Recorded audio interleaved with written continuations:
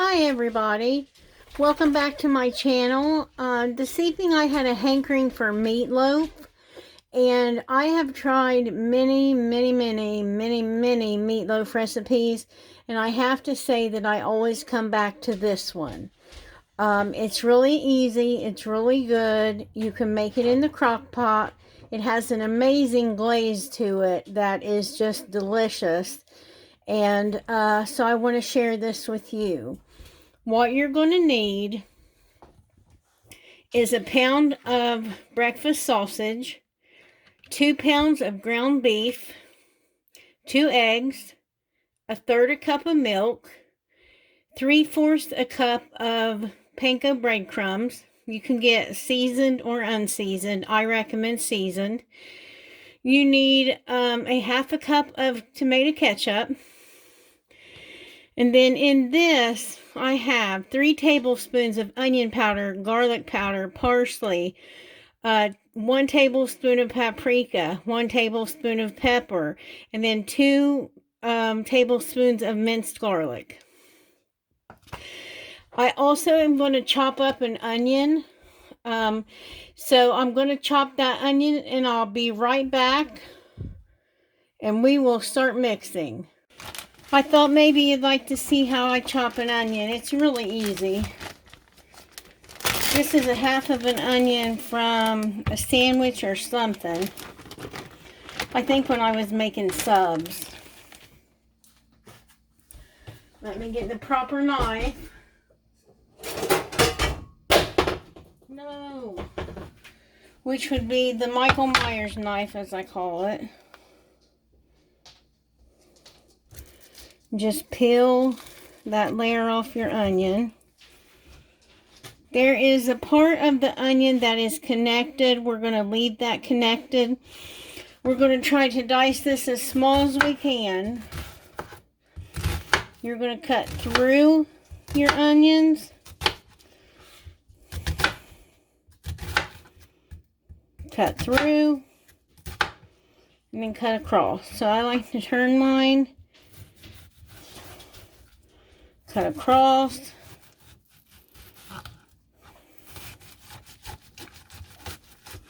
Then you're going to cut down.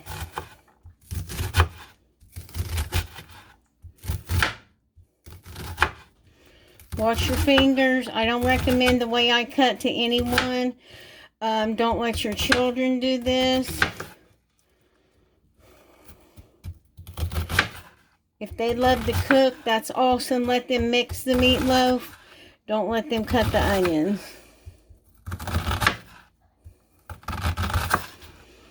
All right. Let me cut this little end here. Now, if you like onions, and I do like onions, but I had this half in there, and I really didn't want to cut a fresh one. Use a whole one if you want to. So what I'm going to do now is I got my bowl.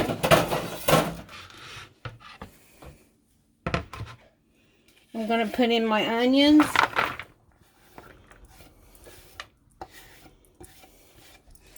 And I like to rinse my board off when I use onions, especially if it's wood, so it doesn't get that flavor and that stays with it.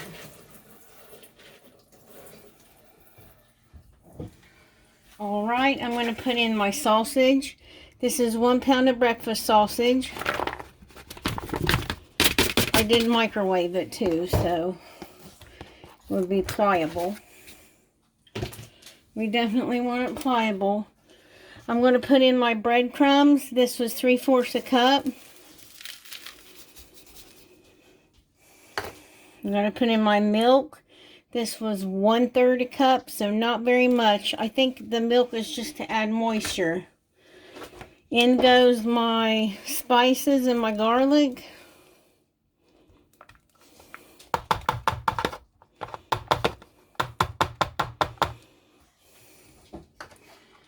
That paprika colors everything.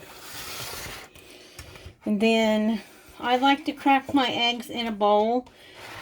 That way I can tell if there's any shell. And these are nice big eggs. Okay, there's one.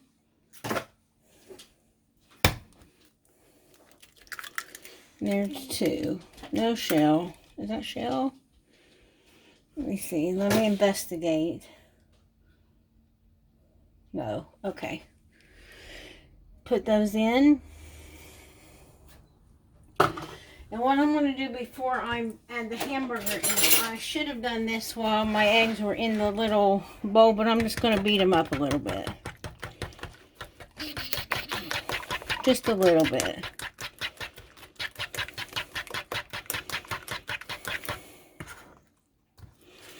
There we go. Alright. Then I'm going to add in our ground beef. And this is not the best ground beef. I got this from Walmart. They were actually out of the ground beef that I wanted, which was 80/20. So I had to get this, which is 73/27, which is a terrible amount of fat, but it's all that they had. The last time I went, they didn't even have this, so I'm not going to complain too much. And you know we're making this in the crock pot, which makes this recipe even better, because it cooks on high for 3 hours. I'm going to make I found instant sweet potatoes. How neat is that? I'm going to add some brown sugar and butter, and maybe some maple walnuts. I have some of those. I may experiment. I like to do that from time to time. But, and I have a glove. You don't want to overmix. That's one thing that I think we're all guilty of doing at one time or another, is overmixing our meatloaf. So, just pour my ketchup in. Now, you feel free to salt this if you want to. I had some salt in the little mixture, the spice mixture. Not a lot, because you can salt this when it's done. But if you wanted to salt it, I would salt it now. There was also pepper in that spice mix. I think I told you 1 teaspoon of pepper. So you just start squishing. And I don't know where I got these gloves at, but I think I got 100 of them. And they come in very handy. They may slip off your hand and you may need to get another one, but like I said, I got 100 of them. So I'm just mixing, I'm just running my hand around the bowl where all of the fixings have made their way to. So you just want to squish this together. We just want to incorporate it. We don't want to kill it. It's already done mooing.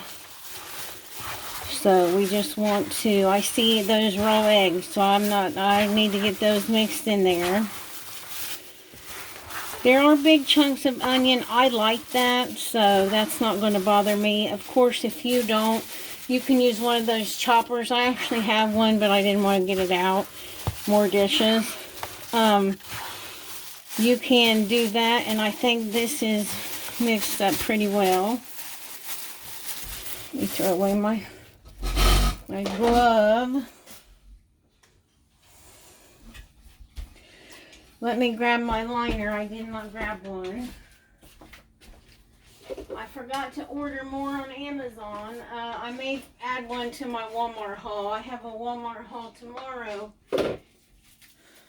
so I may add that. We're going to do double duty. I'm going to put in a liner, but I'm also going to put in aluminum foil, because I do not want to clean this crock pot. And yes, I admit I'm being lazy, but I just don't want to clean it. Let me see what I did with my aluminum foil now. Everything's running for me. There we go. Now this is not heavy duty foil. I got it from the Dollar Tree. I needed some and I just happened to grab it. And then I realized that it's not heavy duty. But what I'm going to do is I'm going to spray. I'm going to spray the aluminum foil when I get it in the crock pot.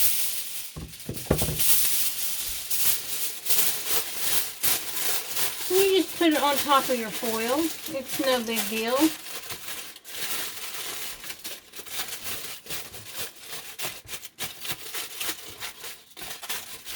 We're going to spray it. And I'm not being fancy. I am just going to dump this in the crock pot. Here's my crock pot. Literally, just going to dump it in there. Now, I'm going to move it around a little bit. And get another glove.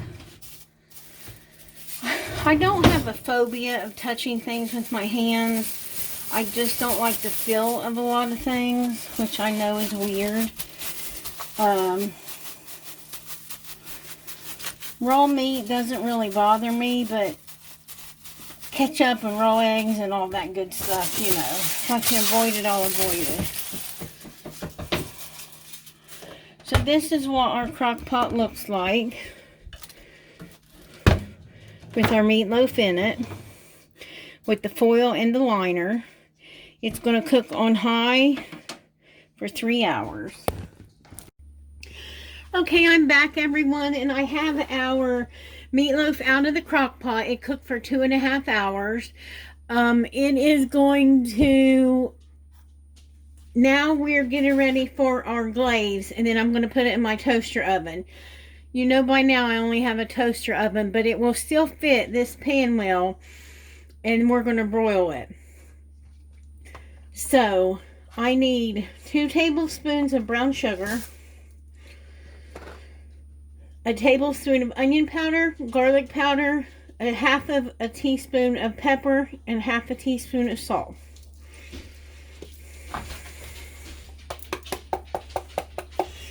And a spoon. You need a spoon for mixing. And then I have 3/4 a cup of ketchup.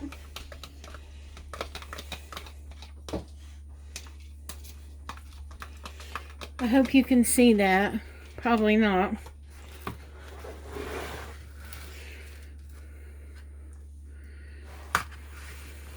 There we go. And then a tablespoon of apple cider vinegar.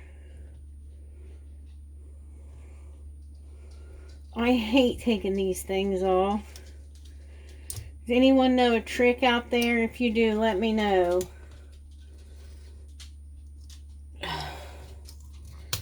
Okay. Just a tablespoon. A tablespoon and a half, actually. Okay, that's what the recipe called for. Now mix that up really well.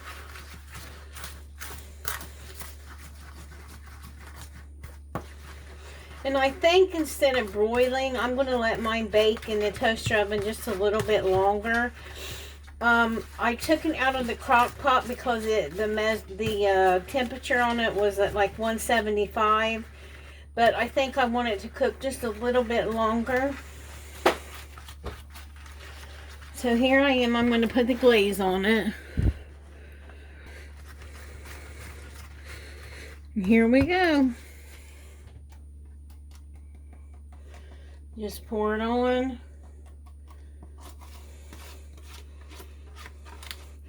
And this is going to be a tangy glaze because you've got the vinegar, you have the sugar, you have the ketchup. It's a perfect glaze for this recipe, I'll tell you. Alright, so I'm going to put it in the toaster oven. And I'm going to let it cook so you can see it. Probably I'm going to let it cook for about, I'm going to give it a half an hour. And then that last 10 more minutes, I'm going to broil it. So when I'm done, I will bring you back and show you. Now for the pea salad that I'm going to make, you're going to need a, what is this, 10-ounce package of green peas, frozen peas, about a cup of shredded cheddar cheese, sharp cheddar, Colby. This is Colby and Monterey Jack. You're going to need 1/4 of a cup of real bacon pieces and a cup of mayonnaise. So that is how we're going to make our pea salad. And I'm just going to get into it.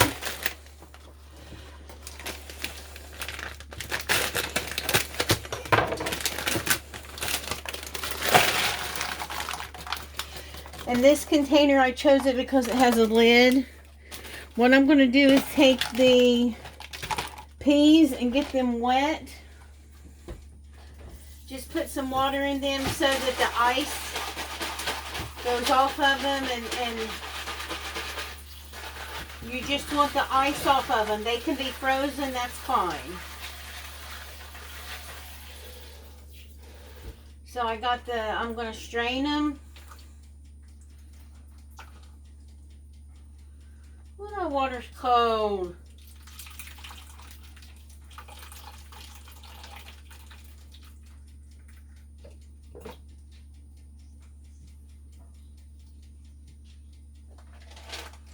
Okay, here's your peas. And I'm just going to pour in our ingredients. In goes our real bacon pieces.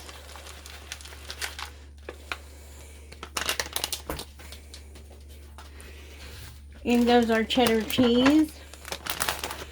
You can tell that I am a measuring person. I'm so used to cooking that it's hard for me to measure. Like now making the meatloaf, I measured because, you know, you want that meatloaf to cook, and you don't want to get too much on it. I think that's a little bit too much cheese. So let's save some for something else. Maybe we'll put that on the meatloaf. And then a cup of mayo. Get good mayo, you guys. This is Hellmann's. The best, I think. So I'm going to say that's a half of a cup. That's another half. Now I'm just going to stir. If you need a bigger container to stir in, that's okay, and I think I do actually. I think Petey saw a ghost. He just ran out of here. We're going to get this bowl and we'll stir. Then we'll put everything back in this bowl. I love YouTube, you guys. I know that I'm new to it, but I'm having so much fun. Even learning the editing is something I never thought I could do. So it's really cool to be able, and I know I'm not very good at it, so please don't take it that I'm saying I am, because I know I'm not.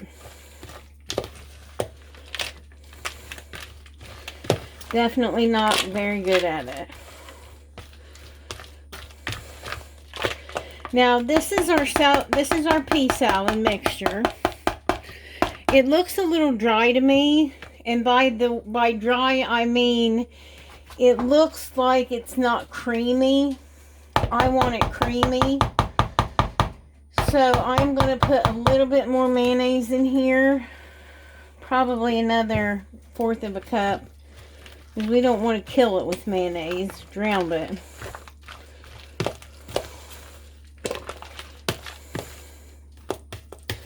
And as these peas defrost, they're going to get plump. And they're going to get sweet and tender. mixed with the bacon, the sharpness of the cheese. It really makes a huge difference. And this is a great salad. Once again, I'm going to take it to my mom. She's not eating at the hospital, so hoping that I can persuade her with some really good food. She didn't even eat the food I cooked her the other day, but she was in so much pain from this broken arm. So there we go. How easy was that?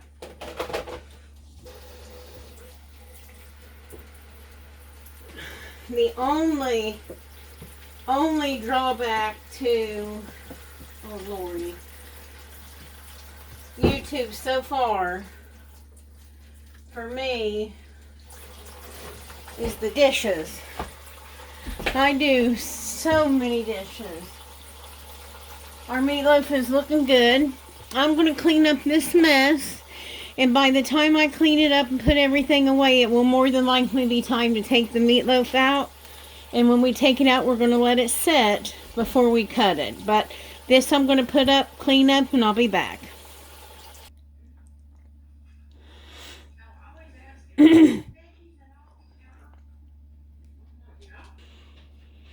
Okay guys, here is our meatloaf. It came out of the toaster oven. It looks amazing.